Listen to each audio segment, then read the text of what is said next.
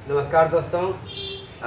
आज हम लोग बायोलॉजी स्टार्ट करेंगे और बायोलॉजी का आज हम लोग बेसिक जानेंगे कि बायोलॉजी में हम लोग क्या चीज़ पढ़ेंगे, बायोलॉजी किसे कहते हैं, बायोलॉजी की कितनी शाखाएं होती है, ये सारे चीज़ों को आज हम लोग पढ़ेंगे।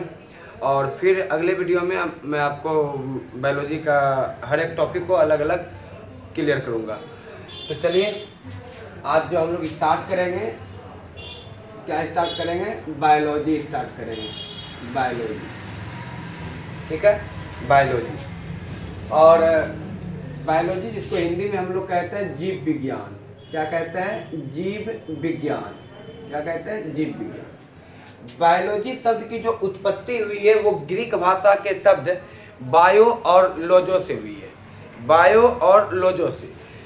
बायोलॉजी, बायोलॉजी, बायोलॉजी दो शब्दों से बनी है, एक है बायो और एक लॉजी।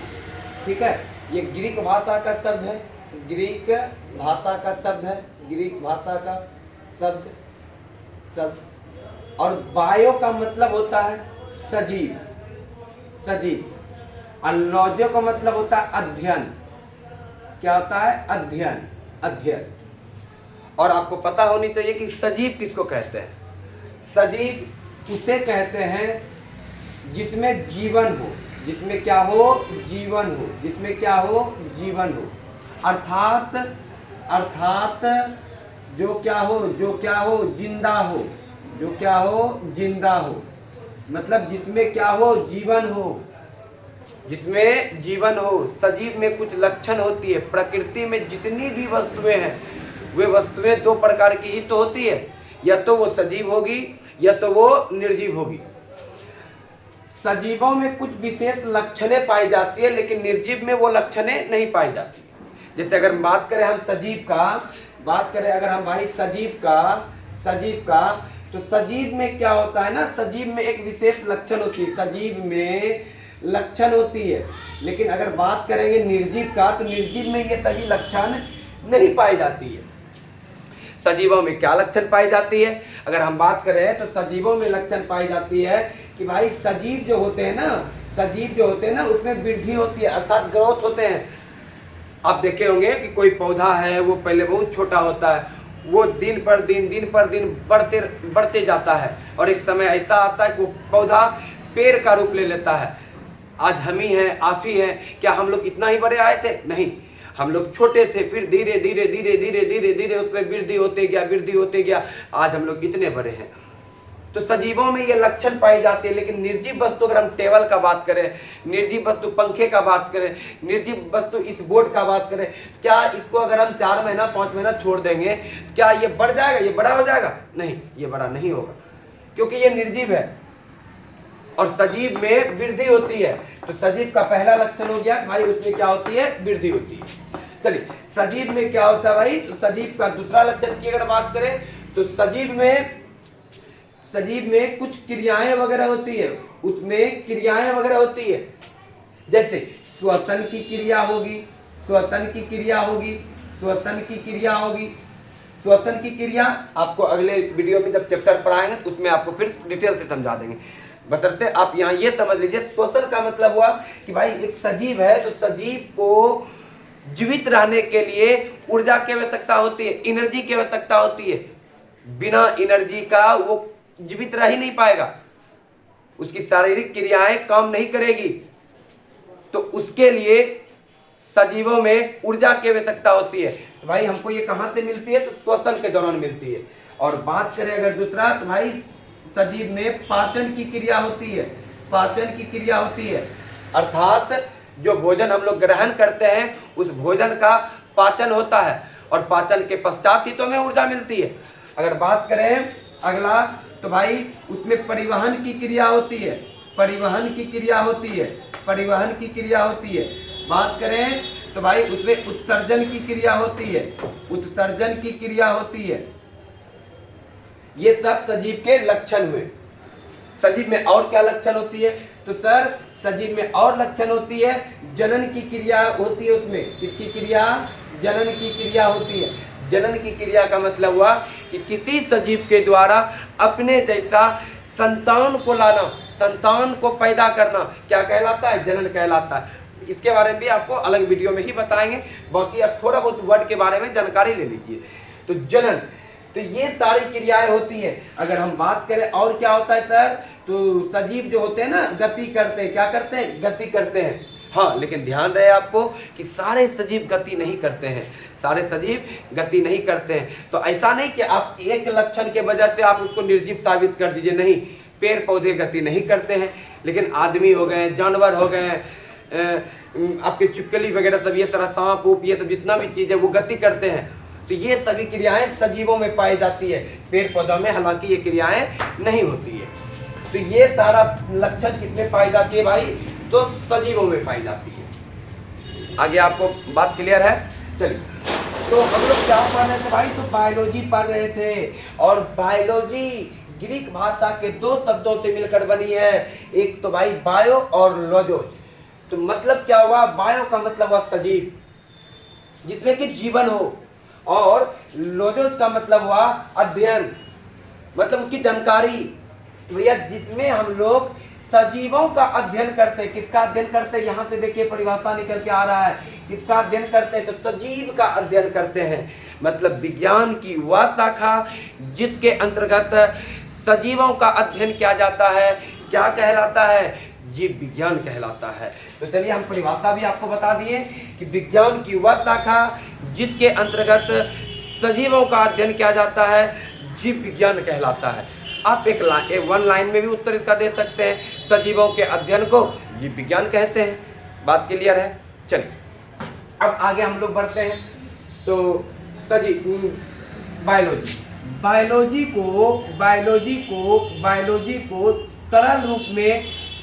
बायोलॉजी को सरल तरीके से समझ में आए, इसको अलग अलग भागों में तोड़ी गई है। तो बायोलॉजी को मुख्य रूप से तीन भागों में तोड़ी गई है। बायोलॉजी को मुख्य रूप से तीन भागों में तोड़ी गई है। एक तो आपका हो गया भाई, क्या चीज हो गया? एक हो गया आपका जंतु विज्ञान,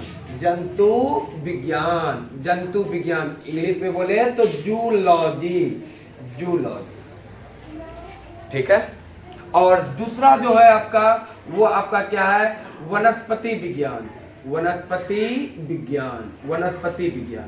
और भाई तीसरा जो है आपका, तीसरा क्या है? तो वो है आपका सूक्ष्म विज्ञान। वनस्पति विज्ञान को इंग्लिश में क्या बोलेंगे? Botany, BOTANY, botany. और सूक्ष्म विज्ञान को माइक्रोबायोलॉजी। ठीक है। चलिए अब हम लोग जान लेते हैं कि सर ये जंतु विज्ञान जो है, इसमें हम लोग क्या पढ़ते हैं? ये तो बायोलॉजी का टुकड़ा है, बायोलॉजी का भाग है। जूलॉजी, बॉटनी, माइक्रोबायोलॉजी, है ना? तो चलिए अगर हम लोग बात करें जंतु विज्ञान का, तो जंतु विज्ञान में हम लोग क्या पढ़ते हैं भाई? जंतु के बारे में पढ़ते हैं। अर्थात हम तो आपको पहले बताएं कि सजीव में ये सारे लक्षणें पाई जाती है, लेकिन ये लक्षणें सारे सजीव में नहीं पाई जाती है। ये लक्षणें सारे सजीव में नहीं पाई जाती है। ये लक्षणें पाई जाती है किसमें? तो जंतु में। किसमें? तो जंतु में।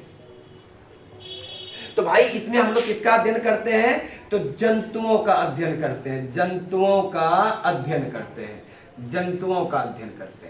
ठीक है, किसमें भाई? तो जंतु विज्ञान में। जैसे में आपका क्या हो जाएगा भाई?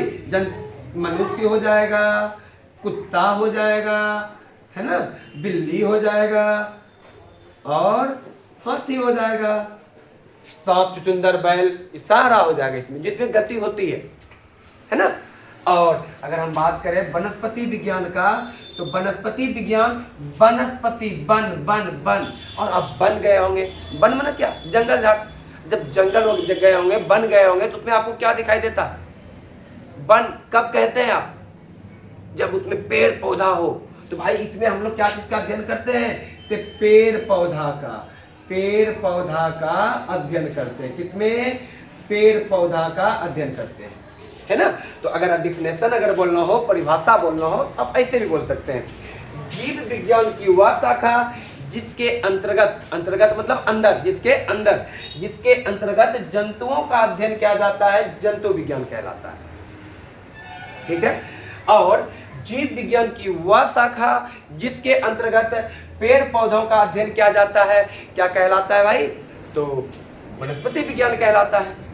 और बात करें आप सूक्ष्म विज्ञान का, तो सूक्ष्म विज्ञान में किसका अध्ययन किया जाता है? सूक्ष्म जीवों का, सूक्ष्म जीवों का। सूक्ष्म जीव किसको कहते हैं? बहुत छोटे छोटे, बहुत छोटे छोटे, बहुत छोटे छोटे जीव, बहुत छोटे छोटे जीव, बहुत छोटे छोटे जीव, मतलब जिसको हम अपने खुली आंखों से नहीं देख सकते हैं। अभी हाथ में बहुत सारी क्या कहा जाता है कि छोटे छोटे जीव हैं, लेकिन वो दिखाई नहीं दे रहा है। जीवाणु, विषाणु, है ना, कवक, ये सारा चीज का मतलब जीवाणु हो गया आपका, जीवाणु हो गया, विषाणु हो गया, कवक हो गया, ये सारा चीज का अध्ययन किया जाता है किसमें? सूक्ष्म विज्ञान में। ठीक है। तो आपको यहां तक समझ में आ गया होगा कि बायोलॉजी किसको कहते हैं? बायोलॉजी उसको कहते हैं जिसमें हम लोग सजीवों का अध्ययन करते हैं, सजीवों का, जिसमें जीवन हो, जिसमें क्या हो? जीवन हो।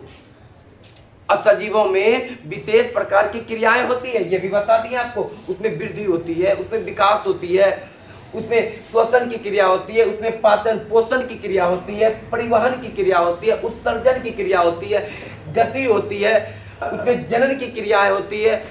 ये सारी सजीवों में लक्षण होता है, लेकिन निर्जीवों में ये सारे लक्षण नहीं पाई जाती है। और बात करें बायोलॉजी, तो बायोलॉजी को 3 भागों में बांटा गया है, एक जंतु विज्ञान, वनस्पति विज्ञान और सूक्ष्म विज्ञान।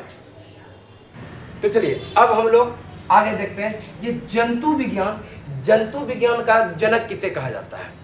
मतलब कोई ना कोई, किसी न किसी को तो भाई जंतु विज्ञान के बारे में कोई ना कोई बताया होगा, है ना।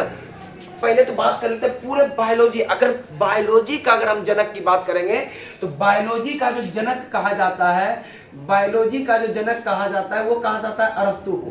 किसको कहा जाता है? अरस्तु को, बायोलॉजी का जनक। लेकिन अगर हम बात करें इसमें कि भाई जंतु विज्ञान का जनक किसको कहा जाता है, तो जंतु विज्ञान का भी जनक कहा जाता है अरस्तु को ही, अरस्तु को, अरस्तु को। ठीक है।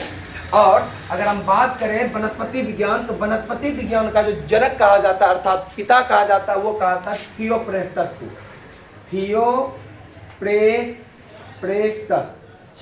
थियोप्रेस्टस को, जंतु वनस्पति विज्ञान का पिता।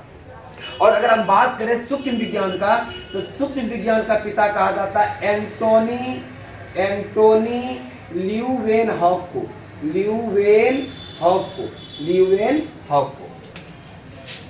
ठीक है। तो आपको हम बायोलॉजी का एक, बायोलॉजी में हमको पढ़ना क्या है, बायोलॉजी के कितने भाग होते हैं, ये सारी जानकारी हम आपको दे दिए। फिर अगले वीडियो में हम आपको इसके अलग अलग पार्ट को, अलग अलग टॉपिक को पढ़ाएंगे। धन्यवाद।